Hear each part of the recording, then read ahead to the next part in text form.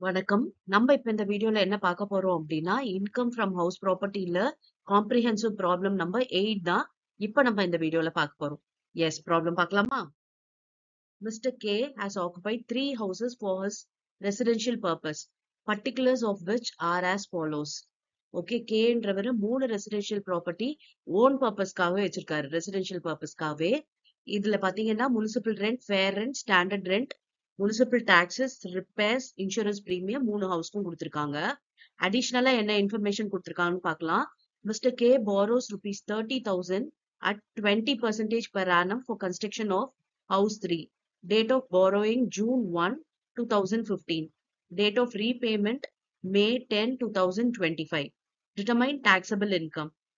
Interest on loan borrowed for construction of second house for 2024-25 is rupees 3 lakh. Loan borrowed on 36/2013. Okay, இப்ப பாத்தீங்கன்னா இந்த 3 ஹவுஸ்க்கு அவரு 2 loan வாங்கியிருக்காரு. House 2க்கு வாங்கியிருக்காரு, ஹவுஸ் 3க்கு வாங்கியிருக்காரு. ஹவுஸ் 3க்கு பாத்தீங்கன்னா 30,000 20% ரேட் ஆஃப் இன்ட்ரெஸ்ட்ல வாங்கியிருக்காரு. எப்ப வாங்கியிருக்காரு அப்படின்னா ஜூன் 1, 2015 வாங்கியிருக்காரு. அண்ட் ரீபேமெண்ட் வந்து மே 10, 2025ல தான் ரீபே பண்ணிருக்காங்க. அப்ப இந்த கரண்ட் இயர்ல பாத்தீங்கன்னா நமக்கு அவுட்ஸ்டாண்டிங்ல தான் இருக்கு. அப்ப நமக்கு வந்து போஸ்ட் கன்ஸ்ட்ரக்ஷன் இன்ட்ரெஸ்ட் வந்து நமக்கு கால்குலேட் பண்ணணும். ப்ரீ கன்ஸ்ட்ரக்ஷன் இன்ட்ரெஸ்ட் வருமா அப்படின்னா வராது. ஏன்னா நமக்கு வந்து completion of the house date கொடுக்கல. ஓகே, கம்ப்ளீஷன் ஆஃப் த ஹவுஸோட டேட் இருந்ததுன்னா தான் நம்ம அதுல இருந்து எத்தனை வருஷத்துக்கு 5 இயர்ஸ் அதான் நம்ம வந்து இந்த ப்ரீ கன்ஸ்ட்ரக்ஷன் இன்ட்ரெஸ்ட் கிளைம் பண்ண முடியும் இல்லையா? அதனால கம்ப்ளீஷன் ஆஃப் த ஹவுஸ் நமக்கு இல்லாதொட்டு ப்ரீ கன்ஸ்ட்ரக்ஷன் இன்ட்ரெஸ்ட் நம்ம போட வேண்டாம். போஸ்ட் கன்ஸ்ட்ரக்ஷன் இன்ட்ரெஸ்ட் மட்டும் கால்குலேட் பண்ணணும் இந்த ஹவுஸ் 3 பொறுத்த வரைக்கும். அப்புறம் ஹவுஸ் 2க்கு பாத்தீங்கன்னா அவங்களே கொடுத்துட்டாங்க. இன்ட்ரெஸ்ட் ஆன் லோன் எவ்வளவு அப்படின்னா 3 லேக்னு சொல்லிட்டு. லோன் எப்போ போரோ பண்ணிருக்காங்கன்னா 36/2013. இப்ப நம்ம இந்த ஹவுஸ் 2வை செல்ஃப் ஆக்குபைடா வச்சா நமக்கு என்ன பெனிஃபிட் அண்ட் அதை டீம் டு பி லெட் அவுட்டா வச்சா என்ன பெனிஃபிட் அப்படின்றது இருக்கு. ஓகே, இப்ப நம்ம வந்து பெனிஃபிட் ஆஃப் த அசசி தான் நம்ம ஒர்க் அவுட் பண்ணணும். பெனிஃபிட் ஆஃப் த அசசி அப்படின்னும் போது இன்கம் காமிச்சா அதுக்கு டாக்ஸ் பே பண்ணணும். ஓகே, இன்கம் கம்மியா இருந்துச்சு, லாஸ்ல இருந்துச்சு அப்படின்னா நம்ம டாக்ஸ் பே பண்ண வேண்டியது இல்லை.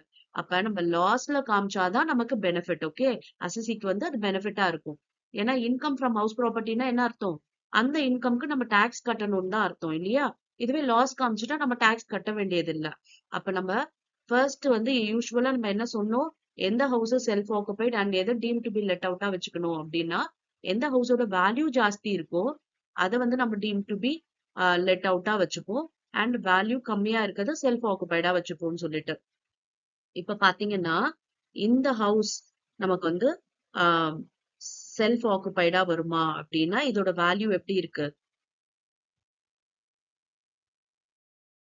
ஓகே, இப்ப பாத்தீங்கன்னா இந்த ஹவுஸ் ப்ராப்பர்ட்டியோட வேல்யூ தான் கம்மியா இருக்கு. அப்ப நமக்கு இத லெட் அவுட்டா வச்சுக்கிட்டாதான் நமக்கு பெனிஃபிட் ஜாஸ்தி அப்படின்னு நம்ம நினைப்போம். ஆனா பாத்தீங்கன்னா ஹவுஸ் ப்ராப்பர்ட்டி 2ல நமக்கு வந்து லோன் வந்து இன்ட்ரெஸ்ட் எவ்வளவுனா 3 லேக் இருக்கு. இதுவே நம்ம வந்து ஹவுஸ் ப்ராப்பர்ட்டி 2 செல்ஃப் ஆக்குபைடா வச்சுக்கிட்டோம் அப்படின்னா லோன் பாரோ பண்ண டேட் பாருங்க 36/2013, அதாவது 1/4/99க்கு அப்புறமா. அப்ப நம்ம எவ்வளவு அமௌண்ட் இதுக்கு வந்து டிடக்ஷன் கிளைம் பண்ண முடியும் அப்படின்னா 2 லேக் தான் பண்ண முடியும். ஆனா இதுவே நம்ம வந்து லெட் அவுட் ப்ராப்பர்ட்டி அப்படின்னா 3 லேக்மே நம்மளால கிளைம் பண்ண முடியும் இல்லையா? எஸ், இப்ப நான் ரெண்டுத்துலயுமே வச்சு உங்களுக்கு போட்டு காட்டுறேன். அப்ப வந்து உங்களுக்கு டிஃபரன்ஸ் புரியும். ஓகே, எஸ், ஃபர்ஸ்ட் இப்ப பாத்தீங்கன்னா செல்ஃப் ஆக்குபைடு இந்த செகண்ட் அண்ட் தேர்ட் ஹவுஸ வைக்கலாம். ஏன்னா அதோட வேல்யூ ஜாஸ்தி இருக்கு அப்படின்றதுனால இதை லெட் அவுட்டா வைக்கலாம். ஓகே, எஸ், பாருங்க. ஃபர்ஸ்ட் முனிசிபல் ரெண்ட் எழுதியாச்சு, அதுக்கப்புறம் ஃபேர் ரெண்ட் எழுதிக்கலாம். ஓகே, அப்ப கம்பேர் பண்ணி எது ஹையஸ்டோ அதை எழுதியாச்சு. 18 இங்க, 30 இங்க, இங்க 35 எழுதியாச்சு. இப்ப ஸ்டாண்டர்ட் ரெண்ட் எழுதிக்கலாம். இப்ப கம்பேர் பண்ணலாம். இப்ப லோவஸ்ட்னா இது 15,000, இங்க 20, இங்க 35 அதே வரப்போகுது. இப்ப கிராஸ் ஆனுவல் வேல்யூ பாத்தீங்கன்னா இது ரெண்டுத்தையும் நம்ம செல்ஃப் ஆக்குபைடு அப்படின்றதுனால நில் ஆயிடும். இங்க 15,000 வரப்போகுது. ஓகே, இப்ப முனிசிபல் டாக்ஸ். முனிசிபல் டாக்ஸ் எவ்வளவு? 1,200 மைனஸ் பண்ணலாம். மைனஸ் பண்ணோம்னா நெட் ஆனுவல் வேல்யூ பாத்தீங்கன்னா 13,800. இந்த 13,800க்கு நம்ம 30% ரிடக்ஷன் போடுவோம். அப்ப 13,800 into 30% போட்டோம்னா 4,140 வருது. ஓகே, இப்ப நம்ம சப்ராக்ட் பண்ணோம் அப்படின்னா நமக்கு வந்து ஒரு அமௌண்ட் கிடைக்கும். இப்ப இன்ட்ரெஸ்ட் ஆன் லோன் இருக்கு இல்லையா? இப்ப இந்த இன்ட்ரெஸ்ட் ஆன் லோன் வந்து ஹவுஸ் ப்ராப்பர்ட்டி 3க்கு ப்ரீ கன்ஸ்ட்ரக்ஷன் இன்ட்ரெஸ்ட் கிடையாதுன்னு சொல்லியாச்சு. அப்ப வெறும் போஸ்ட் மட்டும்தான். அப்ப 30,000 இன்டூ 20%, 6,000 வரப்போகுது. Okay, house 3க்கு. ஹவுஸ் 2க்கு பாத்தீங்கன்னா நமக்கு 3 லேக் நீங்க சொல்லிட்டாங்க. நம்மளோட லிமிட் வந்து 2 லேக் தான் செல்ஃப் ஆக்குபைடுன்றதுனால. அப்ப நம்ம 2 லேக் கிளைம் பண்ணிக்கிறோம். அப்ப லாஸ் அப்படின்னு எடுத்துக்கிட்டோம்னா இங்க வந்து நமக்கு இன்கம் வருது. 13,800ல இருந்து 4,140 போயிடுச்சு அப்படின்னா 9,660 இன்கம். இது லாஸ். ஓகே, இப்ப மொத்தமா நமக்கு எவ்வளவு லாஸ் வருது அப்படின்னு பாத்தீங்கன்னா பாருங்க, 3 ஹவுஸும் இந்த இன்கம் இந்த 2 லாஸையும் அட்ஜஸ்ட் பண்ணிடணும். அட்ஜஸ்ட் பண்ண பிறகு நமக்கு கிடைக்கிறது 1,96,340. இதுதான் லாஸ்ன்னு வருது. ஓகே, நான் என்ன சொன்னேன், லாஸ் வந்து அதிகமா காமிச்சோம்னா நம்ம செட் ஆஃப் பண்ணிக்க முடியும். அதனால அதிகமா காமிக்கிறது தான் நமக்கு பெனிஃபிட் அப்படின்னு. இப்ப இதுல லாஸ் எவ்வளவு? 1,96,340. ஞாபகம் வச்சுக்கோங்க.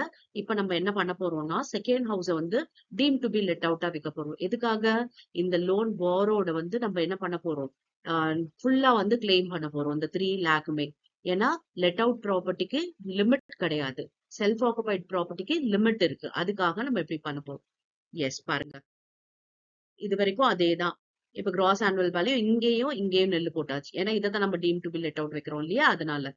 அப்ப இதுக்கு வந்து நம்ம என்ன கண்டுபிடிக்கணும்? முனிசிபல் டாக்ஸ மைனஸ் பண்ணணும். 2,400 மைனஸ் பண்ணா வர்றது நெட் ஆனுவல் வேல்யூ 17,600. இப்ப இதுல வந்து 30% போடணும் இல்லையா?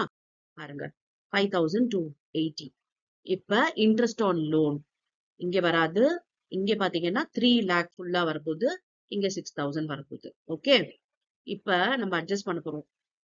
இந்த 17,600ல இருந்து இது ரெண்டுத்தையும் மைனஸ் பண்ணா எவ்வளவு லாஸ் பாருங்க, 2,87,680. இங்க பாத்தீங்கன்னா 6,000 லாஸ். அப்ப மொத்தம் லாஸ் எவ்வளவு அப்படின்னு பாத்தீங்கன்னா ஹவுஸ் 1ல நமக்கு எதுவுமே கிடையாது. ஏன்னா அது வந்து செல்ஃப் ஆக்குபைடு. அங்க இன்ட்ரெஸ்ட் ஆன் லோன்லாம் எதுவுமே இல்ல. ஆனா இந்த 2 ப்ராப்பர்ட்டிலயும் லாஸ் இருக்கு. பாத்தீங்கன்னா மொத்த லாஸ் பாருங்க, 2,93,680.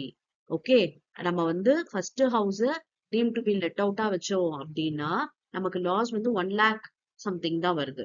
ஆனா second house deemed to be let அவுட்டா வச்சோம் அப்படின்னா நமக்கு 2,93,680 வருது. இப்ப இந்த லாஸ நம்ம மத்த ஹெட்ஸ் ஆஃப் இன்கம் வந்துச்சு அப்படின்னா அதோட அட்ஜஸ்ட் பண்ணிக்கிட்டோம்னா அசசிக்கு பெனிஃபிட். அப்ப ஹவுஸ் ப்ராப்பர்ட்டி 2 தான் நம்ம என்னவா வச்சுக்கணும்னா டீம் டு பி லெட் அவுட்டா வச்சுக்கணும். புரிஞ்சுதா? எஸ், இப்ப நெக்ஸ்ட் வீடியோல வேற ஒரு டிஃபரெண்டான ப்ராப்ளம் நம்ம பார்க்கலாம். Thank you for your patient listening.